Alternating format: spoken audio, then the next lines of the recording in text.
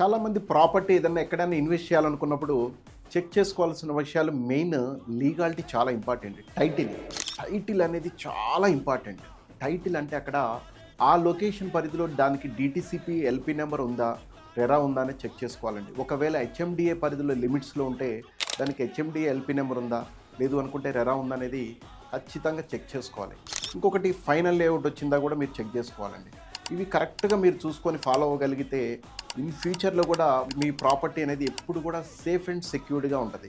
ఇంకొక విషయం ఏంటి అంటే మెయిన్ మన ఇన్వెస్ట్మెంట్లో చాలామంది ఈఎంఐ ఉంది అంటారు. ఒకటే గుర్తుపెట్టుకోండి, ఈఎంఐ ఉంది రియల్ ఎస్టేట్లో ఏదైనా స్కీమ్ ఉంది అంటే స్కామ్ ఉందంటే. అంటే రియల్ ఎస్టేట్లో స్కీమ్ ఈక్వల్ టు స్కామ్ అండి. ఈఎంఐ అంటే ఓన్లీ త్రూ బ్యాంక్ ద్వారానే, మీరు బ్యాంక్ ద్వారా ప్లాట్ కొని ఇమీడియట్గా స్పాట్ రిజిస్ట్రేషన్ వద్దు, అప్పుడు బ్యాంకుకి ఈఎంఐ కట్టుకోవాలి. కాబట్టి ఇది ఒక్కటి మీరు గమనించండి.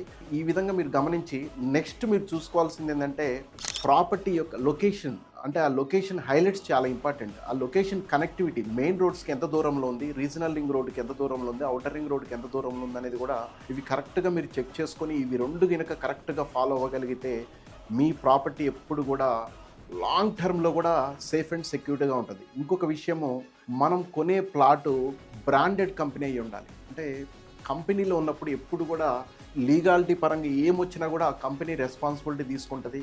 కాబట్టి ఇది గమనించండి. So I wish you all the best.